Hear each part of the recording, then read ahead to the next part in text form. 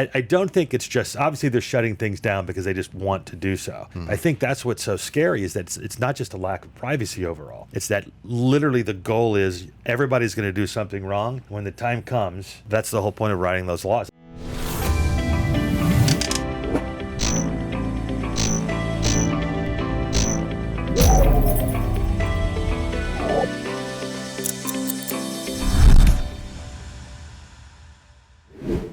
So one of my friends, people that I know in the crypto community, is named Ian Freeman. He is going up before the courts Monday to face sentencing for similar cases to what I had. He was a Bitcoin dealer in New Hampshire. He decided to challenge his case, perhaps foolishly, and is facing 240 months for not filling out a form. But the same exact thing. Same exact case, yeah. So anyway, he made note of the fact that Chase Bank is changing their policy for consumer bankers. If you interact with crypto payments of any kind, you are no longer welcome to bank with Chase Bank. I mean, like this is the thing that they circulated to their users via email. Like it literally says you can't use crypto and Chase together. Which is... What does that mean? Like you can't trade it off of, what was it, Cash App? You can't do like Coinbase or Cash App, yeah. What's it called? Robinhood? Well, I guess you don't own your coins on Robinhood. Right. Well, I mean, they're talking about changing that. But yeah, that's basically what they're saying. So in practice, what this is going to look like is if you connect Cash App or Coinbase or Robinhood to your Chase account, you will get your Chase account shut down. Wow. Or if you're lucky, like me, you'll be banned from all Chase properties. You have that graphic? I got, that was a fun day. So, but yeah, they... Checking my Cash App. Might want to disconnect that from your Chase account. Yeah, that's right. You're with... I don't know what you're talking about. Yeah, there's my letter. I'm no longer allowed on any Chase property. It was also over crypto. It's a little bit of overreach. They could always say that you're not allowed on their property. They probably own a lot of property that they don't even use. You have to walk in that door just to go see your attorney, and you can't go in. Yeah. I mean, there's that big Chase building right by my house. It's can't go. Yeah, I mean, well, we know that a lot of these bigger firms have to do something like that just because they don't want to spend the money to safeguard assets in a different way. So. It's the first time, it's like a lot of regional banks and smaller banks have specifically mentioned crypto in like these refusal to do business letters. They just call it risk management, or they won't specifically say why they're closing your account. I've had 30 or 40 accounts shut down over the years because of my OTC business.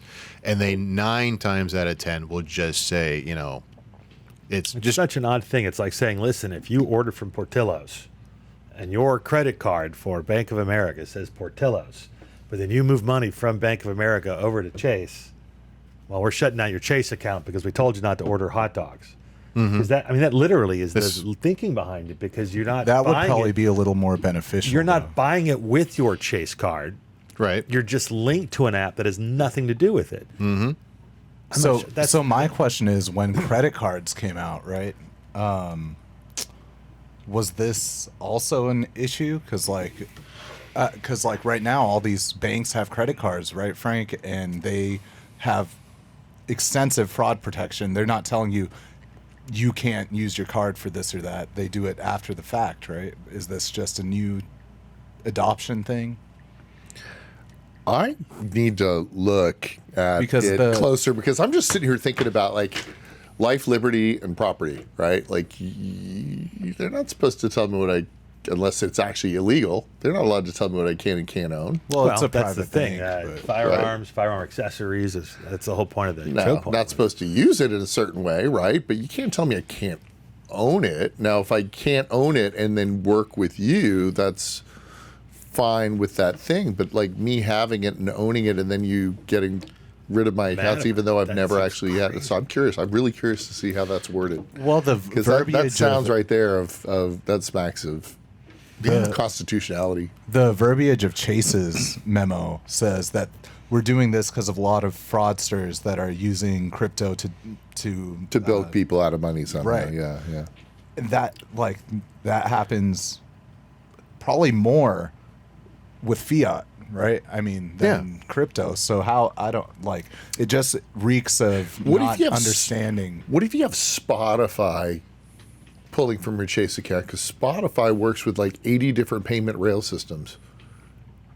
And Spotify, who I does think business it's one with of the things crypto, that's in place that if they feel like doing it, it's sitting there. It's not going to. They're not going to unleash everybody who has $80 worth of Doge. They're not going to lose their account. But theoretically, if they needed does to, anyone have that much Doge anymore?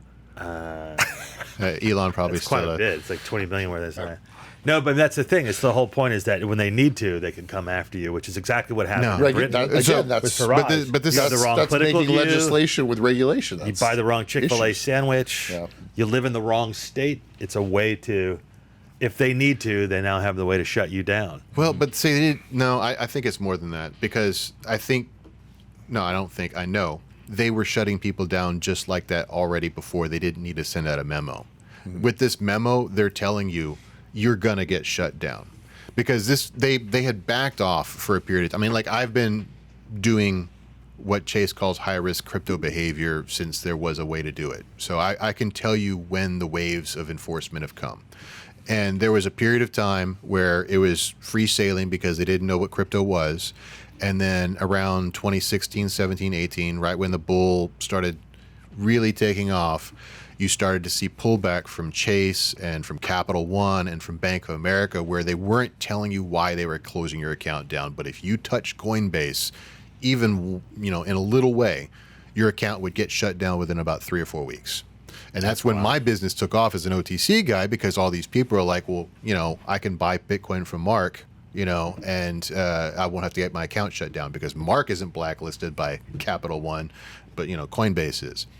And so, what's that? not yet. And then there was a period of time when Bitcoin and cryptocurrency lost its negative associations with Silk Road because IBM was talking about it and Enterprise was talking about it and JP Morgan was talking about it. And so they started to back off of a little bit. And then that's when you started to see this choke point 2.0 things start to come about where they were coming down on people like me, OTC sellers, in the criminal lanes.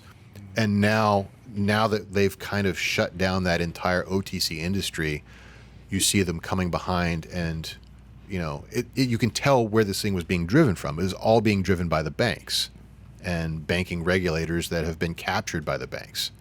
Like otherwise, why would it be following this path? If you don't have anything to hide, there's no reason. Oh, wait, no, I've been through family court. That's a different thing. Yeah. This reminds me literally of something that happened in my divorce case where I go back through Amazon. I actually had to pull this up and spend money defending it. My ex claimed that I was threatening her buying Rambo knives and scary stuff. Right? It was nonsense stuff, but it was it's okay. It's all closed down. But she actually said I bought tarps and water barrels to scare her, just like Scott Peterson. Like that's actually in the divorce case. I had to go back and show that I really was doing was buying lawn implements because we were spending $400 a freaking month on the lawn and not going to the gym. So I'm like, I'll take care of my own lawn. Mm-hmm. But because that stuff was sitting there, it looks scary. Yeah, it's in your transaction. It's later on. So what happens is someone goes pull something from way back in your past, whether it's a joke about on Twitter for Kevin Hart to get you out of the Oscars, or you purchased something years ago, or you found out about crypto and you bought a bunch of stuff in 2012 and it stays there forever and then it's utilized. That's the social credit Holy score. shit, Jim. Think of it, it's crazy, What right? the When you looked at that, that's exactly, if you've ever done anything wrong, I don't think it's just, obviously they're shutting things down because they just want to do so. I think that's what's so scary is that it's not just a lack of privacy overall. It's that literally the goal is everybody's going to do something wrong. When the time comes, that's the whole point of writing those laws. That's one of the basics of all the history of Bentham and talking about privacy. And in 1984, you want to get so nobody's possible to not break the law. So they have you, similar to what you once talked about in prison. You cannot be clean, and if you're clean, they don't trust you. Right. They want something on you so that they have you under the control. And even if it's not the government, it could be random social mobs, teachers, families, ex-wives or husbands. the whole idea is that there's no such thing as a good person. Everybody gets taken down. I'm just fascinated because, I mean, that was actually the first that I saw that. I'm sure they may or may not have sent that to me because, of course, you know, my bank got bought by Chase. First Republic, I got taken out. But, I don't know, 2017, 2018, one of my friends gave me Monero, like gave me like one, just as like, you got to get into this thing. And so, of course, I got a Coinbase wallet, right? I get the Monero in there. Never done a transaction, but I'm sure it's linked to my Chase account. Right. I heard of my First Republic account, and I'm like, how many people may get hammered by that? It's like, you know, I'm sure they can see the bank links. They can see who you're connected to. And so I'm like, you don't even think about it. You link to something 8 years ago on your Yeah. phone that you keep re-upping. which of course I can't seem to log into. So Right. Frank, you're cooked. Yeah, Monero, and it's not just some Mickey Mouse Dogecoin or anything. That's Monero. That's the dark web stuff right there. Yeah, that's the bad That's stuff. the scary one. That's the one that has the flip-up shoulder thing. Yeah. It's got the scary pistol grip on the Monero. Right. Hey, thanks for watching The Merge. We've got a ton more stuff for you to watch on YouTube, on Instagram, on TikTok, everywhere. Check us out.